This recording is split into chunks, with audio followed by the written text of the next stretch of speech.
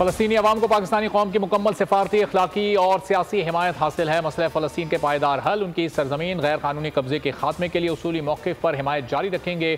Core commander conference का आज़म। Army chief general Asim Munir ने कहा, हुकूमत के मुआशी बहाली के लिए किए गए इक़दाम को हर मुमकिन मुआवनत फराहम की जाएगी।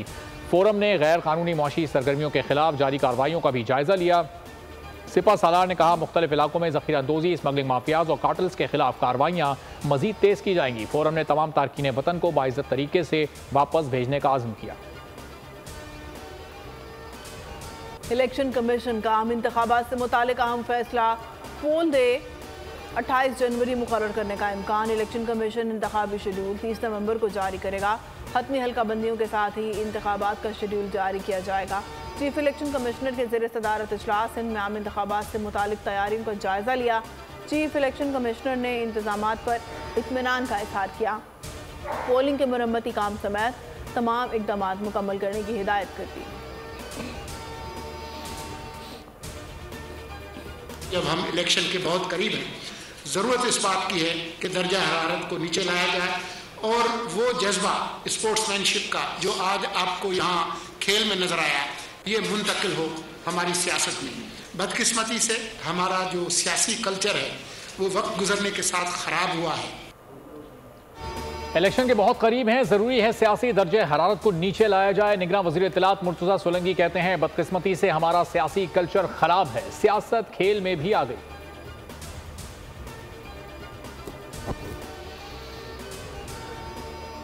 नून लीग के बड़ों की अहम बैठक में बड़े फैसले, पार्टी डिसिप्लिन सख्त करने का फैसला कर लिया। नवाज शरीफ की वतन वापसी से पहले आम रहनुमा उसूल वज़ा किए। तमाम रहनुमाओं को इजलासों में हर किस्म की तनकीद की आज़ादी होगी। इख्तलाफी निकात बाहर किसी प्लेटफॉर्म पर बयान नहीं करेंगे। फैसले पर अमल दरामद न करने पर सख्त कार्रवाई होगी। शोकॉज दिया जाएगा। इंक्वायरी कमेटी बनाकर मजीद कार्रवाई होगी।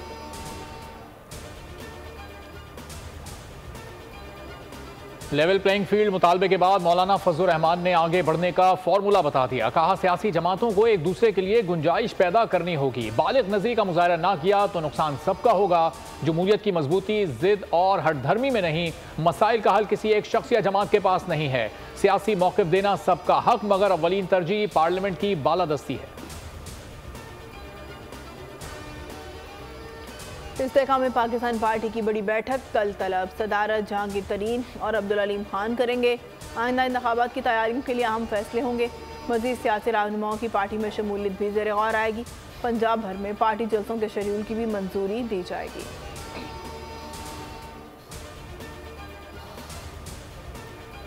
गजा पर इस्राएली दहशतगर्दी ना थम सकी। मजीद 71 बेगुनाहों की जान ले ली गई। शोधा की तादाद 2800 से जायद हो गई। 1000 से जायद बच्चे, 400 से जायद खवातीन भी शामिल। जख्मियों की तादाद 11000 के करीब पहुंच गई। बच्चों की बेगोरो कफन लाशों ने हर दिल को दहला दिया। हजारों अफराद के मलबे तले दबे होने का खदशा। रफा बॉर्डर पर इसराइली हमले में भी 25 अफराद की जान चली गई। जनूबी गजा में रात भर से 110 अफराद जान से चले गए। अस्पतालों में ईंधन खत्म होने के करीब 84,000 हमला खवातीन भी इंतहाई खतरे से दो चार हो गए।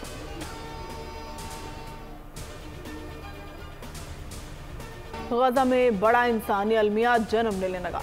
इसराइल ने फ़लस्तीनियों को भूखा प्यासा मारना शुरू कर दिया। गजा की बिजली और पानी कई रोज से बंद, खुराक तक दस्तयाब नहीं। इसराइली इमदादी काफिलों को गजा जाने की इजाज़त नहीं दे रहा। राफा सरहद पर अशाया खुराक के 100 ट्रक दाखिले के मुंतज़िर। अमरीकी वज़ीर ख़ारजा का कहना है, अमरीका और इसराइल इंसानी बुनियादों पर इमदाद की तरसील के मंसूबे पर गौर कर रहे हैं।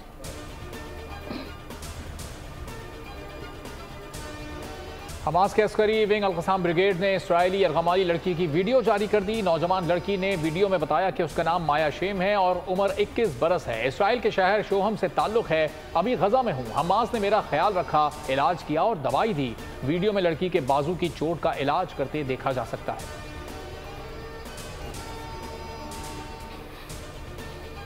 हमास का ऑपरेशन तूफानुल अक्सा, हलाक इसराइलियों की तादाद 1400 हो गई। 299 इसराइली फौजी मारे गए। हमलों में 30 अमरीकी, 4 चीनी शहरी हलाक, 13 अमरीकी शहरी लापता। 1000 अमरीकियों ने इसराइल छोड़ दिया।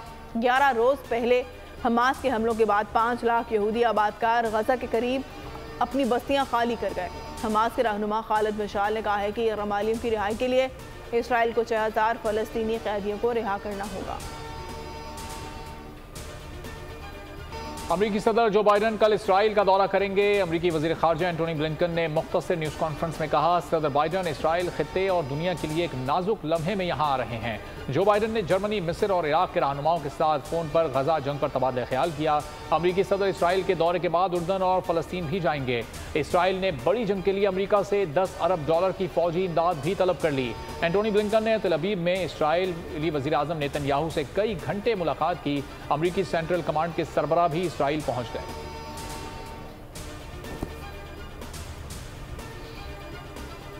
सेहूनी मज़ालिम जारी रहे तो गजा के मजलूमों की मदद से कोई नहीं रोक सकता। ईरान के सुप्रीम लीडर आयतुल्लाह खामनाई ने कहा, जो लोग ईरान से मज़ामती फोर्सेस को रोकने का मुतालबा कर रहे हैं बखूबी समझ लें और कोई तवक्को ना रखें। गासिब सेहूनी हुकूमत पर मुकदमा चलाने का मुतालबा। इंसानी जिंदगी तंग, फोटो जर्नलिस्ट मोहम्मद कंदील ने दुनिया को इसराइली सितम दिखा दिए। एक हफ्ते से इसराइली बमबारी के असरात कैमरे में महफूज कर लिए। कहा, पूरी दुनिया ये तबाही देख ले, हमने ऐसा क्या किया है जो इस सलूक के मुस्तहिक है।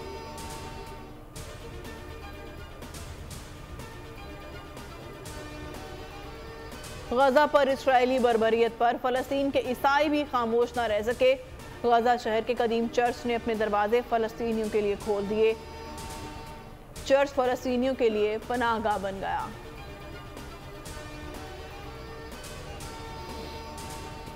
गजा में इसराइली मज़ालिम पर यहूदी भी चुप ना रहे। व्हाइट हाउस के बाहर सैकड़ों यहूदियों ने जंगबंदी के लिए मुजाहरा किया। वाज़े अल्फाज में कहा, इसराइली हुकूमत फ़लस्तीनियों की नस्ल कुशी कर रही है। कुछ अफराद ने व्हाइट हाउस में हमले की कोशिश की मगर पुलिस आड़े आ गई। मुजाहिरीन एहतजाज फर्श पर बैठ गए और नारेबाजी की। वार्निंग के बावजूद मुंतशिर ना होने पर कुछ अफराद ने हिरासत में भी ले लिया।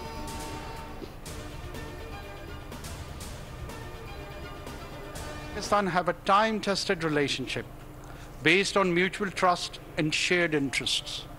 Despite of international politics, our friendship has remained steadfast. There should be no doubt that Pakistan will not allow anything to undermine our unique affinity and affection for China. किसी को चीन से गहरे ताल्लुकात मुतासर नहीं करने देंगे। पाकिस्तान के लिए चीन से ताल्लुकात से ज़्यादा कोई रिश्ता हम नहीं है।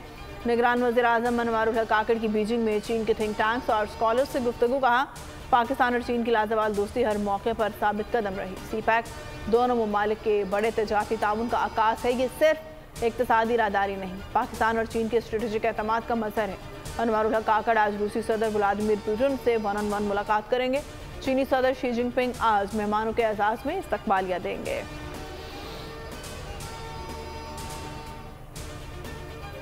हुकूमत ने नैब तरमीम के फैसले के खिलाफ अपील दायर करने के लिए वक्त मांग लिया। सुप्रीम कोर्ट ने 15 रोज का वक्त दे दिया। अटॉर्नी जनरल ने कहा, अपील दायर करने के लिए मजीद वजूहात शामिल की जा रही हैं। प्रैक्टिस एंड प्रोसीजर एक्ट के फैसले से अपील का हक मिल गया।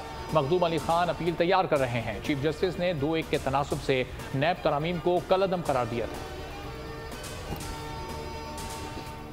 पाकिस्तान स्टॉक मार्केट 6 साल बाद 50,000 की हद अबूर कर गई। 204 पॉइंट्स का इजाफा। ट्रेडिंग के दौरान इंडेक्स 50,017 पॉइंट्स पर ट्रेड हुआ। मार्केट 49,531 पॉइंट्स पर बंद हुई।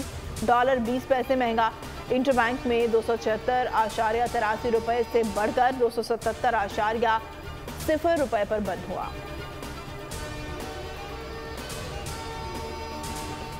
पिछले 6 हफ्ते से डॉलर गिर रहा है, रुपया उसको रोज जूते मार रहा है और गिराते गिराते उसको अभी तक कोई 75 जूते मार चुका है। 350 से कम हो गए तकरीबन, अभी 275 तक आया है। तो इतने उसको डंडे मारे हैं कि मैं समझो आर्मी चीफ का डंडा सही चला है। और वो ये सारा क्रेडिट उन्हीं को जाता है जिन्होंने इसको, जो कि बैंक किसी से काबू में नहीं आते थे और उन्होंने देखा डेली 1-1 रुपया गिर रहा था। आज वही है कि दरअसल जो इम्पोर्टर थे उन्होंने अपनी 300 पे 308 पे पोजीशनें ऊपर रखी हुई थी। इम्पोर्ट जो एलसी उन्होंने खुलवानी थी। इंटरबैंक में डॉलर मजीद कम होकर 250 रुपए तक आएगा। बैरून मुल्क से तरसीलात ज़र में भी इजाफा हो रहा है। करेंसी ट्रेडर मलिक बोस्तान का बयान। कहा, आवाम और एक्सपोर्टर्स बड़ी तादाद में डॉलर बेच रहे हैं। एक्सचेंज कंपनीज ने अक्टूबर के 17 दिनों में रिकॉर्ड $220 मिलियन जमा करा दिए।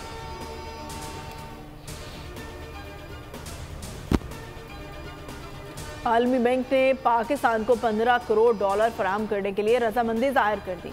एनर्जी सेक्टर मंसूबे के लिए $13 करोड़ 50 लाख बतौर कर्ज मिलेंगे। दस्तावेज के मुताबिक आलमी बैंक पाकिस्तान को $1.5 करोड़ बतौर ग्रांट फराहम करेगा। मंसूबे का मकसद तवाराई शोबे की कारकर्दगी में बेहतरी है।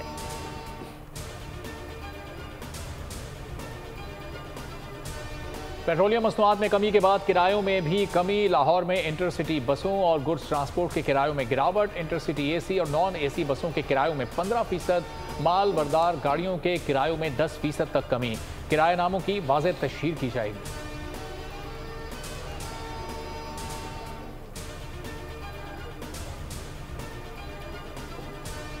PIA को तेल की फराहमी का मुआहदा तय। परवाजों का दरम भरम शेड्यूल बहाल होना शुरू हो गया। कौमी एयरलाइन को रुके हुए ईंधन की फराहमी का आगाज हो गया। तैयारे उड़ान भरने लगे। डिप्टी जनरल मैनेजर अतर हसन अमान ने बोल न्यूज़ से गुफ्तगू में कहा, PSO से यौमिया बुनियादों पर ईंधन की फराहमी का मुआहदा तय पा गया है।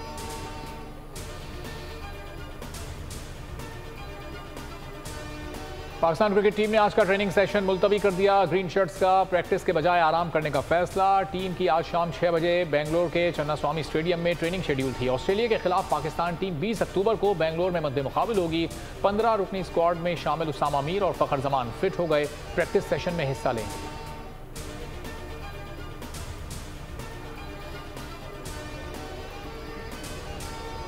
भारत में वर्ल्ड कप। अब्दुल्ला शफीक बुखार में मुब्तला, फ्लू का शिकार हो गए। खिलाड़ी सफर की थकन की वजह से बीमार हो रहे हैं। होटल के कमरों तक महदूद रहने की हिदायत।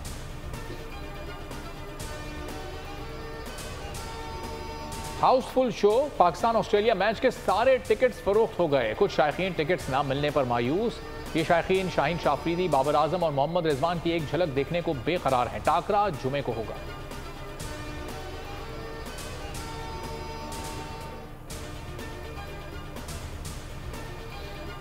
धर्मशाला में नीदरलैंड्स और जनूबी अफ्रीका के दरमियान मुकाबला। बारिश के बायस मैच 43 ओवर तक महदूद कर दिया गया। साउथ अफ्रीका ने टॉस जीतकर फील्डिंग का फैसला किया। नीदरलैंड्स की बैटिंग जारी।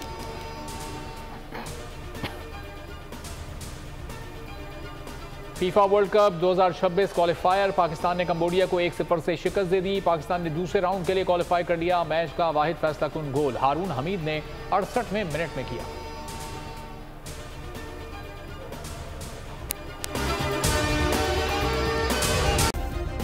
सब्सक्राइब करें और बेल दबाएं ताकि कोई खबर रह न जाए।